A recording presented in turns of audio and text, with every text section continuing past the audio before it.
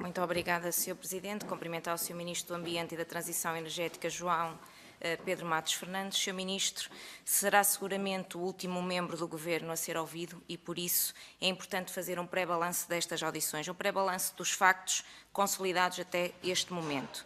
Sr. Ministro, nesta fase e passadas 53 audições, sabemos que várias medidas foram tomadas em favor do Orçamento de Estado, mas que penalizaram o consumidor, isto é, foram criadas medidas por vários governos que acabaram por representar um custo para a fatura dos consumidores. Há quem tenha criado rendas e não tenha suportado esse custo das rendas criadas, há quem tenha feito cortes e não beneficiou do efeito desses mesmos cortes. Muitos depoentes contabilizaram os custos de decisões políticas, mas nunca os benefícios, por exemplo, os benefícios ambientais dessas mesmas decisões. Numa época em que tanto se fala da descarbonização da produção elétrica e na descarbonização da economia, faz todo o sentido termos optado na construção de sistemas que nos permitem hoje ambicionar compromissos de descarbonização. Naturalmente que a construção desses sistemas teve custos de inovação, custos de tecnologia que eram mais caros à época, mas que, olhando para o caminho percorrido e tendo em consideração a distância temporal que agora temos, podemos ver e analisar a decisão política de forma diferente. Sr. Ministro, ao longo de mais de 50 audições foram ouvidas várias personalidades, especialistas, entidades reguladoras, vários membros dos vários governos e com base nessas audições podemos analisar que apenas 2 governos efetuaram cortes naquilo que nós consideramos rendas excessivas e que outros qualificam de sobrecustos. Quanto a este facto, penso que estamos em pleno de acordo. O governo anterior, PSD-CDS, aplicou vários pacotes de medidas com cortes às rendas excessivas que totalizaram um corte de aproximadamente 3.000 milhões de euros. Sr. Ministro, com o anterior governo iniciamos a descida das tarifas e a redução do déficit tarifário e numa política de continuidade que devem reconhecer, o atual Governo tem vindo também a implementar medidas de redução de custos. Sr. Ministro, e é por aqui mesmo, pela continuidade dos cortes, que quero começar a minha inquirição. Pela dupla subsidiação. Em 2016, a Secretaria de Estado levou a ERSE a cortar 140 milhões de euros na dívida tarifária, isto com base no entendimento sumariamente referido na portaria 268-B de 2016, que considerava este montante indevido, por ser decorrente de uma dupla subsidiação, a proveniente das FID e Neterif e proveniente de outros apoios públicos. Este montante de 140 milhões é referido na portaria só a título de estimativa, aliás, no que respeita ao valor concreto do corte, a portaria remete para um futuro despacho ministerial por proposta de GEG, despacho que nunca veio a existir. Nesta sequência, e por regulamentação do referido artigo 171 do Orçamento de Estado, foi publicada a portaria 69 de 2017, que nada mais do que é de ipsis verbis a portaria anterior. Não obstante o que acontece, a verdade é que o corte foi mesmo levado a efeito pela ERSE e pelo montante dos 140 milhões de euros, que assume por isso até à respectiva cobrança aos centros eletroprodutores a natureza de uma imparidade, não registada neste valor que vem arrastada desde 2017. Queria-lhe deixar já algumas questões, é se os apoios públicos ou as FID e Neterif fossem indevidas à data da respectiva atribuição, qual seria a necessidade de produzir uma nova legislação para remediar um ilícito já estabelecido por lei anterior? Muito obrigado, Sra. Deputada. Não sendo eu também comentador do passado, concordo com algumas das coisas que disse, nomeadamente aquilo que foi, para podermos ter a ambição que tivermos, terem sido tomadas ao tempo as decisões de fixação de tarifas que foram as necessárias para que a tecnologia se pudesse desenvolver, associando na altura, a questão nos coloca agora, um projeto industrial de grande relevância, centrado sobretudo, mas não só, no distrito de Viana do Castelo. Não tenho a mais pequena dúvida de quão importante é termos um preço de eletricidade justo, mais ainda quando a transição energética obriga a uma eletrificação do país. E podemos dizer, porque é um facto, que este ano, ou do ano passado para este ano, para ser mais rigoroso, conseguimos reduzir em 3,5% do preço da eletricidade para todos os consumidores, o que significa que também a incorporação das energias renováveis, com o tempo, vai, obviamente, forçar essa mesma redução do preço de eletricidade, para já não falar, e parece-me evidente, de se nós reduzirmos, como está no plano, no roteiro da neutralidade carbónica, a importação que hoje fazemos de 70 milhões de barris de petróleo ano para 9, salvo erro, digo bem, milhões de barris de petróleo ano em 2050, o ganho enorme para a nossa balança comercial que daqui resulta. No que diz respeito às decisões que foram tomadas sobre o duplo apoio e a forma como ela se refletiu nas próprias tarifas, a sugestão da ERSE, não há novidade nenhuma. Isto é, aquilo que foi feito à altura com a informação que a ERSE tinha, é aquilo que não pode deixar de ser feito agora. A nossa questão é uma questão de avaliar se, na prática, esses 140 milhões existem mesmo, e se ainda estamos em tempo, porque estamos a falar de um processo já muito pretérito, se ainda estamos em tempo de, objetivamente, os poder trazer para dentro do sistema e, dessa forma, continuar o abaixamento das tarifas, também por via desta incorporação desta receita. É isso que nós solicitamos à Inspeção-Geral das Finanças e que aguardamos que nos seja enviado o seu parecer para perceber se, de facto, esses 140 milhões de euros existem mesmo, a expressão que já disse, para os poder manter, e oxalá assim seja, onde eles estão, que é a contribuir para a redução da tarifa de eletricidade. Muito obrigado. Muito obrigado, Sr. Ministro. A ERSE tinha pleno conhecimento dos apoios públicos recebidos pelos centros eletroprodutores com feed tariff. No entanto, nunca identificou apoios indevidamente pagos ou indevidamente recebidos. Porquê? Pergunto. Essa é uma questão que a ERSE já cá esteve e muito melhor do que eu saberá responder. A questão que se coloca é assim: tendo havido projetos que podem ter tido feed-in tariff e em simultâneo um apoio de fundos comunitários ao desenvolvimento da sua atividade, a questão que nós temos que avaliar é se isso não foi há tanto tempo que já não poderemos ou não estaremos em condições de poder exatamente exigir a devolução daquilo que foi esse próprio duplo apoio para as renováveis.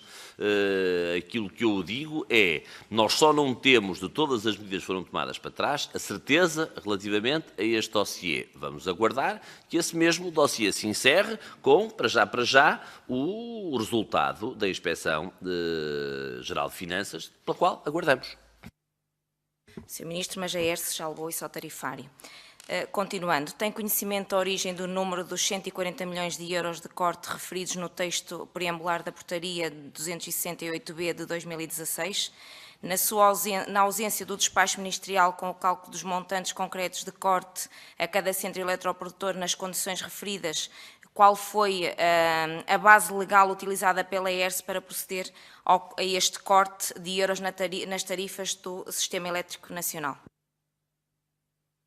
Sr. Deputada, eu não vou falar pela ERSE, nem tenho que falar pela ERSE, e até mal seria falar pela ERSE. Há uma coisa que disse e que é absolutamente objetiva. A ERSE levou esses 140 milhões de euros à tarifa. Isso é um facto, da mesma forma como levou também a transferência de superior a 160 milhões de euros que foi feita pelo Fundo Ambiental o ano passado, e todas estas parcelas são parcelas que permitiram compor uma redução do preço da eletricidade em 3,5%. Não há aqui informação nova para que a ERSE, em momento algum, possa dar o dito por não dito.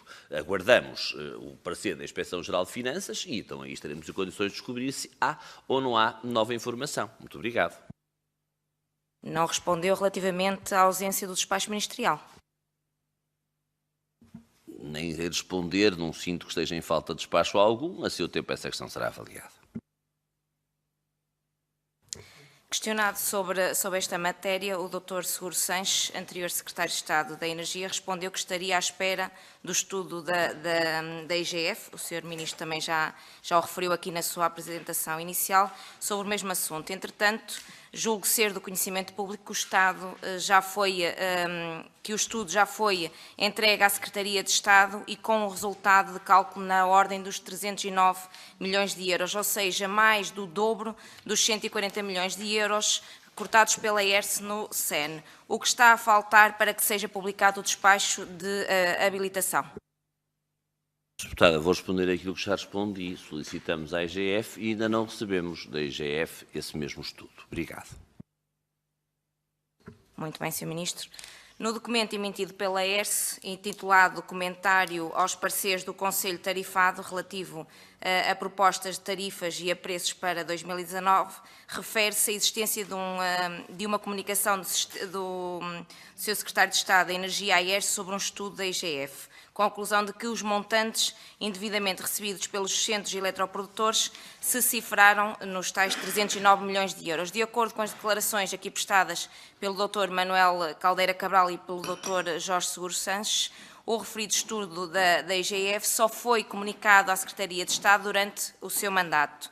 Tal conjugação de factos levanta-nos algumas dúvidas. Terá sido o Secretário de Estado da Energia a comunicar à ERSE o resultado do dito estudo? Que forma assumiu esta comunicação e que intenção presidiu à mesma comunicação? Deputada, nada mais tenho a acrescentar às respostas que já dei. Obrigado. Muito bem, Sr. Ministro. O que devemos então concluir? Estes 140 milhões de euros ou 309 milhões de euros ou 0 euros, por impossibilidade de os cobrar efetivamente os centros eletroprodutores, quais são as medidas que pretendem implementar para a recuperação destes 140 milhões de euros junto dos produtores de eletricidade? E aqui o Sr. Ministro, enquanto Ministro, já nos pode dizer quais são as medidas. Sra. Deputada, há uma coisa que eu sei. Nós continuaremos a tudo fazer, e muitas coisas têm sido feitas, no sentido de reduzir o déficit tarifário, pela forma como ele também pesa daquilo que é o preço da eletricidade que todos os portugueses pagam.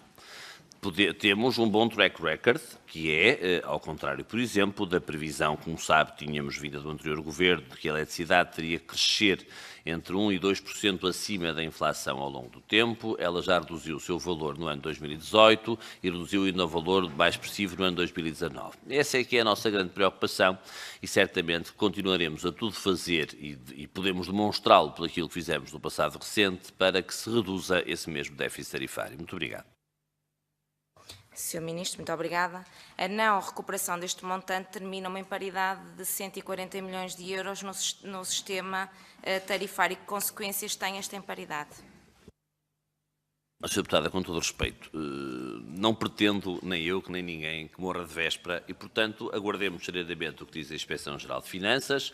Poderemos ou não recorrer àquilo que é o Serviço para a Procuradoria-Geral da República, caso nós próprios tenhamos alguma dúvida. Obrigado.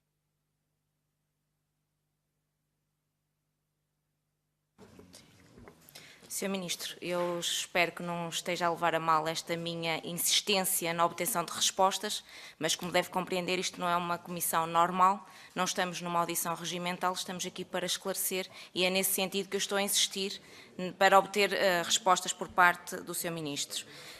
E então, se calhar não vou obter qualquer resposta, mas é quem devemos responsabilizar por esta imparidade e por que forma se deverá materializar esta responsabilidade.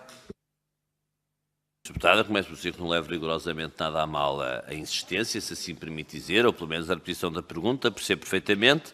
Neste momento não há nenhuma novidade que sequer esteja do nosso conhecimento e, portanto, quando chegar o documento vindo da Inspeção-Geral de Finanças, logo veremos se as coisas são como são, e até ver, repito, não há nenhuma novidade para que possamos a discutir a existência ou não dessa mesma imparidade e será avaliado posteriormente. Obrigado.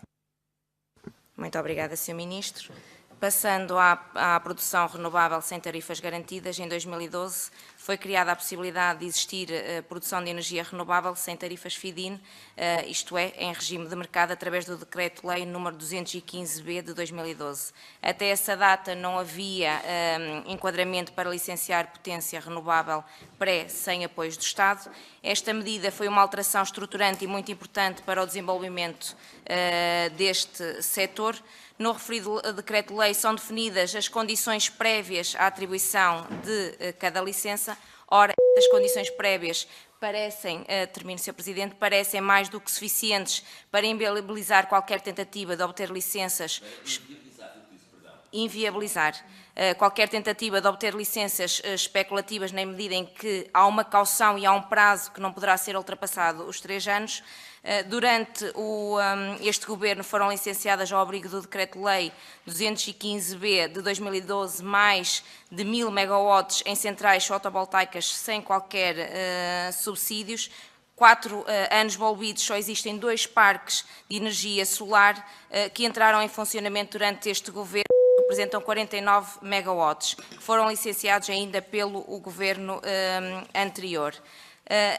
Está de acordo com a existência destas irregularidades. A existência de irregularidades depois de uma ação de fiscalização seria de gravidade acrescida, uma vez que falhado não só o mecanismo de atribuição das licenças, como também o da própria fiscalização.